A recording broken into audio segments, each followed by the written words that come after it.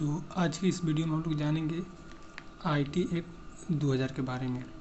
देखिए, जैसे मानव अपने विकास के क्रम में अनेक चरणों को पार करके आज 21वीं सदी में आ गया है।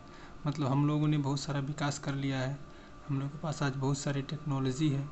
तो अगर कुछ भी विकास होता है, अगर मानव किसी चीज़ का खोज करता है तो उसका कुछ न कुछ अच्छाइयाँ होती है, तो कुछ न कुछ उसकी मतलब गलत भी नतीजे होते हैं। तो उसी को देखते हुए आईटी एक्ट 2000 लाया गया। तो देखिए, मानव अपने विकास के क्रम में अनेक चरणों को पार करके आज 21वीं सदी में पहुंच गया है। मानव के इस वर्तमान विकास में विज्ञान एवं प्रौद्योगिकी यानी साइंस एंड टेक्नोलॉजी की भूमिका को निर्विवाद रूप से स्वीकार किया जाता है। मतलब इस समय जो साइंस है और टेक्नोलॉजी है वो मानव के विकास को बहुत अगले स्तर पर ले गया है। मतलब अगर मानव का विकास समझिए साइंस और टेक्नोलॉजी के ऊपर बहुत ज़्यादा निर्भर है। मतलब ये मानव को एक अलग ही लेवल पर लेके गया है। विज्ञान यानी साइंस एंड टेक्नोलॉजी ने मानव जीवन के लिए अनेक उपलब्धियां पैदा की हैं। मतलब देखिए, इस समय कितनी सारी चीज़ें आसान हो चुकी है टेक्नोलॉजी और साइंस के महत्व से। इस क्रम में सूचना प्रौद्योगिकी के महत्व को देखा जा सकता है। मतलब जो इंफॉर्मेशन टेक्नोलॉजी है उसके महत्व को हम देख सकते हैं। इस समय जो हम मोबाइल, लैपटॉप, कंप्यूटर जो भी चीज़ें यूज करते हैं वो सब के सब किस पे आधारित है? सूचना प्रौद्योगिकी यानी इंफॉर्मेशन टेक्नोलॉजी के ऊपर आधारित है। वर्तमान समय में मानव जीवन में सूचना प्रौद्योगिकी की भूमिका इतनी बढ़ गई है कि उससे अलग मानव जीवन की कल्पना भी नहीं की जा सकती। मतलब इस समय हम लोग टोटली डिपेंड किस पे हैं? इंफॉर्मेशन टेक्नोलॉजी पे। उसी पे हम लोगों का जीवन क्या है? पूरा डिपेंड हो चुका है। हम लोग कहीं जाना होता है तो हम क्या करते हैं? ऑनलाइन टिकट बुक करते हैं, ऑनलाइन सामान खरीदते हैं, कुछ भी करते हैं तो हम इस समय क्या कर रहे हैं? ऑनलाइन का ज़माना आ गया है। तो वर्तमान समय में मानव जीवन क्या है? सीधा सीधा इंफॉर्मेशन टेक्नोलॉजी पर पूरा टिका हुआ है। यद्यपि सूचना प्रौद्योगिकी यानी मानो जो इंफॉर्मेशन टेक्नोलॉजी है मानव जीवन को अत्यधिक आगे पहुंचा है, लेकिन इसके कुछ समस्याओं को भी हम अस्वीकार नहीं कर सकते। उसके समस्याओं से भी निपटना पड़ता है। इसलिए भारत सरकार ने सूचना प्रौद्योगिकी अधिनियम यानी इंफॉर्मेशन टेक्नोलॉजी एक्ट 2000 में लाया।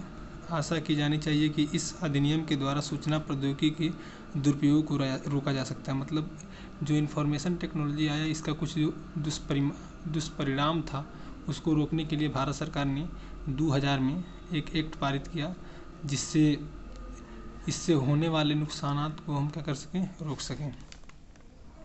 तो सूचना प्रौद्योगिकी विधेयक 9 जनवरी सन 2000 को संसद में पेश किया गया। मतलब ये जो 9 जनवरी को क्या किया गया? संसद में पेश किया गया 2000 में। फिर संसद द्वारा जब पेश हुआ तो 2000 में संसद द्वारा पारित हुआ।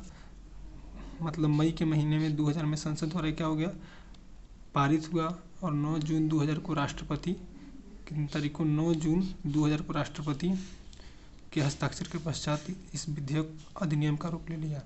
और इसे पूरे भारत में ये जो डेट है 17 अक्टूबर 2000, ये सबसे इम्पोर्टेंट है। इसी डेट को पूरे भारत में ये जम्मू कश्मीर सहित यानी पूरे भारत में इसे लागू कर दिया गया।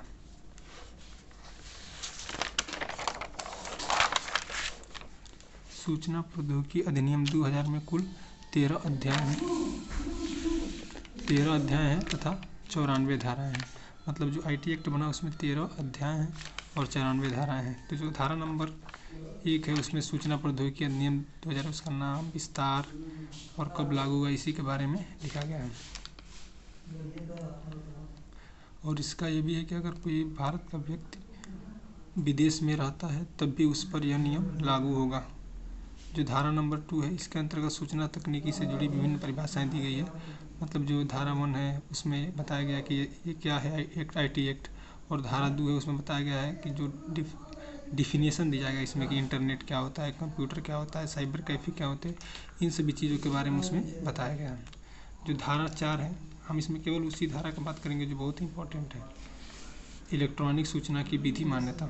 मतलब जिस तरह से हम कोई लिखित दस्तावेज कहीं पर पेश करते हैं तो उसका वैल्यू होता है, उसका भी मान्यता होता है। उसी तरह से अगर कोई इलेक्ट्रॉनिक सूचना को भी हम पेश करते हैं, किसी के पास भेजते हैं तो उसका भी क्या होगा? मतलब इसके अनुसार सभी कानूनों की अपेक्षाओं के अनुसार इलेक्ट्रॉनिक सूचनाओं को भी लिखित व दस्तावेजी सूचना की तरह वैध बनाया गया है। धारा नंबर 6 है कि इसके अंतर्गत सभी कार्यालय एवं प्राधिकरणों में इलेक्ट्रॉनिक सूचना मान्य होगी। मतलब अगर किसी कार्यालय में आप इलेक्ट्रॉनिक सूचना ले जा रहे हैं तो भी वो क्या होगा, मान्य होगा। देखिए जो सबसे इम्पोर्टेंट है यहाँ पर धारा 43 कि अगर कोई व्यक्ति है किसी व्यक्ति के कंप्यूटर या उसके उपकरणों का छेड़छाड़ करता है, कोई व्यक्ति है वो किसी का कंप्यूटर या फिर लैपटॉप मोबाइल को छेड़छाड़ करता है, मतलब उसके हार्डवेयर से छेड़छाड़ करता है, तो उसे 5 लाख रुपए का जुर्माना और 3 वर्ष का कारावास से दंडित किया जाएगा। ये मतलब केवल इसमें क्या है, अगर कंप्यूटर उपकरण को केवल छूता है, छेड़छाड़ करता है, वो सॉफ्टवेयर से नहीं केवल हार्डवेयर से काम करता है, छेड़छाड़ करता है, तो उसे 3 वर्ष के कारावास और 5 लाख रुपए के जुर्माने से दंडित किया जाएगा। जो धारा 44 है इसके अंतर्गत किसी सूचना प्रौद्योगिकी इंफॉर्मेशन टेक्नोलॉजी व्यवसायी द्वारा, मान लीजिए कोई इंफॉर्मेशन टेक्नोलॉजी द्वारा व्यवसाय कर रहा है और उससे मांगा गया उसका व्यवसायिक विवरण और वो विवरण देने में असफल है और तो इसके लिए दंड का प्रावधान किया गया। मतलब कोई इंफॉर्मेशन टेक्नोलॉजी से काम कर रहा है और उससे मांगा गया कि आप अपना व्यवसायिक विवरण दीजिए, तो क्या कर रहा है कि देने में आनाकानी कर रहा है, फिर उसके पास नहीं है तो उसे 1.5 लाख रुपए का जुर्माना दंड दिया जाएगा। किंतु यदि ऐसी सूचना या जानकारी देने से में विलम्ब करता है, मतलब उससे मांगा गया तो क्या कर रहा है, देने में विलम्ब कर रहा है, मतलब लेट कर रहा है, तो उसे प्रतिदिन के हिसाब से, मतलब प्रतिदिन उसके लिए 5,000 रुपये अर्थदंड लिया जाएगा। मतलब कोई इंफॉर्मेशन टेक्नोलॉजी से काम कर रहा है, व्यवसाय कर रहा है और उससे मांगा गया कि आप अपना विवरण दीजिए, आप अपना व्यवसायी विवरण दीजिए, तो देने में असमर्थ हो रहा है या फिर लेट कर रहा है, तो उसे प्रतिदिन 5,000 रुपये अर्थदंड लगेगा। मतलब हर दिन का उसे 5,000 रुपये देना पड़ेगा। और यदि व्यवसाय में रजिस्ट्री, मतलब व्यवसाय में जो वही खाता होता है, रजिस्टर रखना आवश्यक है और उसे प्रस्तुत करने में होने वाले ही विलम्ब के लिए प्रतिदिन 10,000 रुपये का अर्थदंड दिया जाएगा।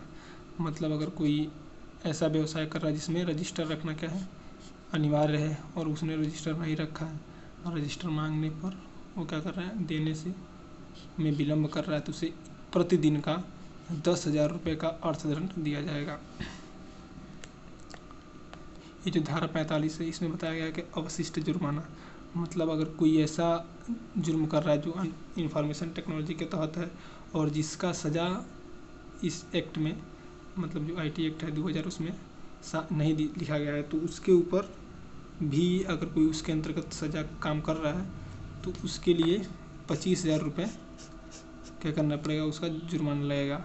मतलब ऐसा काम किया जाए, ऐसा दंड किया जिसका दंड उल्लेखनीय नहीं, मतलब उसमें लिखा नहीं गया है इंफॉर्मेशन टेक्नोलॉजी एक्ट में, और उस IT एक्ट के तहत कोई जुर्म कर रहा है तो उसे 25,000 रुपये का जुर्माना लगेगा। ये धारा 48 है। मतलब अगर कोई, मतलब धारा 48 में ये बताया गया है कि अगर कोई IT एक्ट के तहत कहीं पर शिकायत कहाँ पे दर्ज करेगा, इसके लिए उसमें बताया गया है कि इसके अंतर्गत केंद्र सरकार, मतलब अगर मान लीजिए इंफॉर्मेशन टेक्नोलॉजी के तहत आपको कोई वहाँ पे शिकायत दर्ज करानी है तो आप कहाँ जाएंगे, तो उसने भारत सरकार ने क्या किया है, अलग अलग जगह पर उसके लिए स्थापना की है, मतलब जहाँ पर आप अपील कर सकते हैं। तो उसी के बारे में कहा कि साइबर अपीली अधिकरण की स्थापना का प्रावधान। इसके अंतर्गत केंद्र सरकार अधिसूचना द्वारा साइबर अपील अधिकरण नामक एक या एक से अधिक अपील अधिकरणों की सब स्थापना की है। मतलब जहाँ पर जैसे पुलिस स्टेशन पे हम जाकर अपनी शिकायत दर्ज करते हैं, वैसे ही अगर कोई इंफॉर्मेशन टेक्नोलॉजी के तहत आपके साथ छल कपट कर रहा है तो उसके खिलाफ आप जाकर के यहाँ पर जो भारत सरकार द्वारा बनाई गई है, जो स्थापना की गई है, वहाँ पर जाकर के आप शिकायत दर्ज करा सकते हैं। ये जो धारा 49 इसमें बताया गया कि मतलब जो वहाँ पर शिकायत करने के लिए जो बना हुआ है, स्थापना की गई है, उसकी रूपरेखा कैसी होगी उसके बारे में बताया गया है। तो उसमें यह है कि जो साइबर अपीली अधिकरण अध्यक्ष एवं उनके उतने अन्य सदस्यों से मिलकर बनेगा जितने केंद्र सरकार राजपत्र में अधिसूचना द्वारा नियुक्त करेगी। मतलब केंद्र सरकार जितना व्यक्तियों को नियुक्त करेगी वही व्यक्ति उस जो मतलब साइबर पुलिस स्टेशन बना रहेगा उसमें वही व्यक्ति जाएंगे जो जिनको केंद्र सरकार नियुक्त करेगी।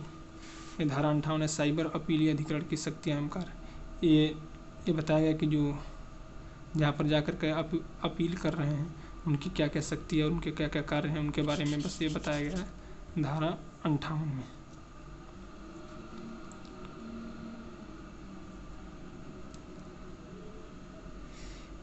जो इम्पोर्टेंट धाराएं हैं वो हमने इधर लिख रखी है, उसको डिस्कस करते हैं।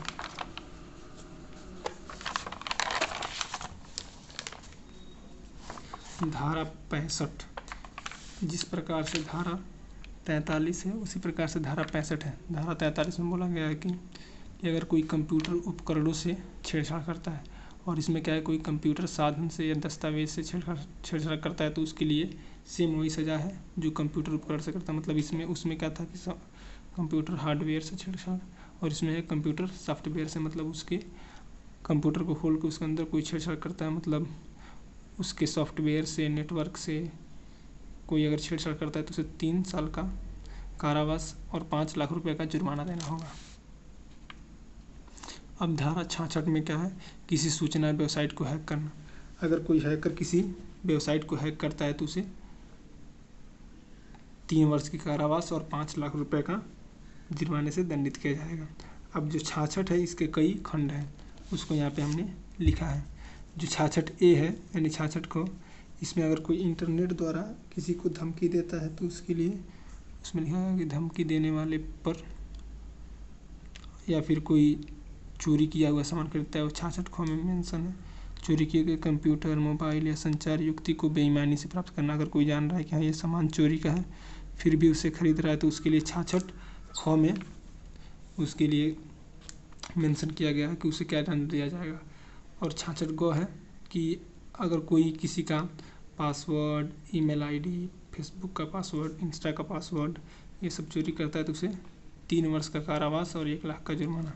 देखिए 66 ख, 66 ग और 66 ख इन तीनों में 3 वर्ष का कारावास और 1 लाख रुपए का जुर्माना है। 66 ख में क्या है, कोई चोरी किया हुआ सामान खरीदता है तब।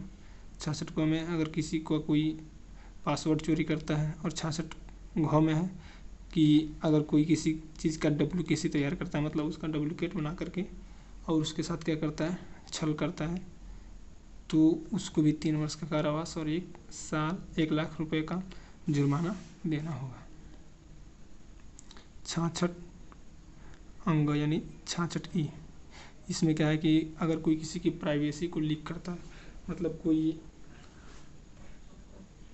किसी का कोई फ़ोटो खींच करके क्या कर रहा है उसे पोस्ट कर रहा है, या फिर किसी का कोई एकांतता का क्या कर रहा है, उसका एकांतता को भंग कर रहा है। मतलब कोई अकेले है रूम में और उसका किसी ने तस्वीर खींच करके उसे पोस्ट कर दिया, या फिर उसके नंगे बदन का फ़ोटो खींच करके पोस्ट कर दिया। ये सब क्या है, ये 66 अंगों में इसका क्या है मेंशन किया गया। उसे 3 वर्ष का कारावास और 2 लाख रुपए का जुर्माना देना होगा। अब 66F, जो 66F है बहुत इंपॉर्टेंट है, ये आतंकवाद के विषय में है कि साइबर आतंकवाद के लिए दंड। इसके अंतर्गत जब कोई व्यक्ति सूचना प्रौद्योगिकी के माध्यम से यानी इंफॉर्मेशन टेक्नोलॉजी के माध्यम से भारत की एकता, अखंडता, प्रभुता को खतरे में डालने अथवा आतंकी गतिविधियों करके भारत के संबंध किसी देश से बिगाड़ा हो तो उसे आजीवन कारावास से दंडित किया जाएगा। ये जो IT एक्ट का ये सबसे मैक्सिमम सजा है आजीवन कारावास। ये किसको दिया जाता है, जो साइबर आतंकवाद करते हैं, यानी जो क्या करते हैं किसी देश की अखंडता, प्रभुता और एकता को खंडित करते हैं, उसको खतरे में डालते हैं, फिर किसी देश से उसके क्या करते हैं उसके रिश्ते को ख़राब करते हैं। उनके लिए साइबर आतंकवाद के लिए यहाँ पर क्या है, उनको IT एक्ट की मैक्सिमम सजा दी जाएगी, यानी उन्हें आजीवन कारावास किया जाएगा। क्या किया जाएगा, आजीवन कारावास। ये 66। अब 67 धारा 67 देखिए। धारा 67 है कि कोई इंफॉर्मेशन टेक्नोलॉजी के माध्यम से अश्लीलता का पारिश्रण करता है, मतलब कोई अश्लील वीडियो भेजता है किसी के पास तो उसको क्या किया जाएगा, कोई अश्लील वीडियो क्लिप, कोई चित्र यानी कोई फ़ोटो, कोई तस्वीर किसी के पास भेजता है अश्लील फ़ोटो तो उसको क्या किया जाएगा, 3 वर्ष का कारावास और 5 लाख रुपए का जुर्माना उसे लगेगा। अब 67 के भी 2 पार्ट हैं, 67 क और 67 ख। अब जो 67 क है उसके माध्यम से क्या है कि लैंगिक अपराध, यानी यदि कोई व्यक्ति इंफॉर्मेशन टेक्नोलॉजी के माध्यम से यानी इंटरनेट के माध्यम से कोई लैंगिक अपराध करता है, यानी किसी महिला को क्या कर रहा है, वो अश्लील सामग्री भेज रहा है, यानी अश्लील फ़ोटो, अश्लील वीडियो, अश्लील क्लिप, ये सब चीज़ें भेजता है या फिर अश्लील तस्वीर कुछ भी भेजता है तो उसको 5 वर्ष की कैद और 10 लाख रुपए का जुर्माना से दंडित किया जाएगा। अब आईटी एक्ट के माध्यम में देखिए, अगर कोई नाबालिग बच्चा है उसको कोई इस तरह की अश्लील चीज़ें भेजता है तो उसे क्या किया जाएगा, 10 लाख रुपए का जुर्माना और 5 वर्ष का कारावास से उसे क्या किया जाएगा, दंडित किया जाएगा। यानी कोई नाबालिग बच्चा है और उसके पास कोई अश्लील फ़ोटो, अश्लील सामग्री, अश्लील चित्र, अश्लील वीडियो भेज करके उसे काम वासना के लिए उकसाता है तो उसे क्या करना पड़ेगा, उसको 5 वर्ष की कारावास और 10 लाख रुपए के जुर्माने से दंडित किया जाएगा। हम यहाँ पे हमने एक नोट लिखा है उसे पढ़ लीजिए। यदि कोई व्यक्ति 66 क और 66 ख, यानी 66 क में हमने क्या बताया कि लैंगिक अपराध, यानी कोई पुरुष किसी महिला के पास है, कोई महिला किसी पुरुष के पास ऐसी अश्लील वीडियो भेजता है तो उसके लिए है 66 क। और 66 ख क्या है, नाबालिग बच्चे या बच्ची के पास कोई इस तरह का अश्लील सामग्री भेजता है, अगर कोई उसकी पुनरावृत्ति करता है, यानी एक बार उसने ऐसा जुर्म किया था और दोबारा ऐसा जुर्म कर रहा है तो उसको इस बार 7 वर्ष की कैद एवं 10 लाख रुपए का जुर्माने से दंडित किया जाएगा। अब जो धारा 71 है वो क्या है, मिस रिप्रेजेंटेशन, यानी कोई अपना कोई नकली दस्तावेज पेश करता है, मतलब गलत डॉक्यूमेंट अगर कोई पेश करता है, मान लीजिए कोई जा रहा है आय जाति निवास बनवाना है फिर कुछ भी बनवाना है और वहाँ पर वो अपना नकली डॉक्यूमेंट पेश कर रहा है तो उसे 2 वर्ष की सज़ा और 1 लाख रुपए के जुर्माने से क्या किया जाएगा, वहाँ पर उसे दंडित किया जाएगा। अब धारा 78 यह है कि इसमें यह दिया गया कि मतलब इंफॉर्मेशन टेक्नोलॉजी के तहत किस तरह अपराधों की जांच होगी, तो अपराध की जांच कौन करेगा, इंस्पेक्टर या फिर उससे कोई बड़े लेवल का अधिकारी जांच करेगा। अब आईटी एक्ट की धारा जो 80 है उसमें यह बताया गया कि अगर कोई मतलब इंफॉर्मेशन टेक्नोलॉजी के तहत इंटरनेट के तहत कोई व्यवसाय कर रहा है और उसकी व्यवसाय में कुछ गड़बड़ी दिखी और उसकी तलाशी करना है तो उसकी तलाशी करने के लिए सीईओ या फिर उससे ऊपर का अधिकारी जाएगा और अगर उसने कुछ उसमें गड़बड़ी पाई तो बिना वारंट दिए ही डायरेक्टली गिरफ्तार कर सकता है और उसके पास अगर कोई ऐसी सामग्री मिली तो उसको सीधा जब्त भी कर सकता है। अब लास्ट के 2 नोट लिखे हैं उसको देख लीजिए। तो यहाँ पे लिखा है हमने आईटी एक्ट 2000 के तहत अधिनियम मतलब अधिकतम सज़ा क्या है, तो इसका अधिकतम सज़ा यह है कि आजीवन कारावास और 10 लाख रुपए का जुर्माना, यही इसका मैक्सिमम सज़ा है। अगर आईटी एक्ट के तहत कोई जुर्म करता है तो ज़्यादा से ज़्यादा आजीवन कारावास और 10 लाख रुपए तक का जुर्माना लग सकता है। और जो आईटी एक्ट 17 अक्टूबर 2000 को लागू हुआ था उसको 23 दिसंबर 2008 में एक बार संशोधित किया गया। यदि प्रश्न पूछता है तो इसे भी देख लीजिए। धन्यवाद।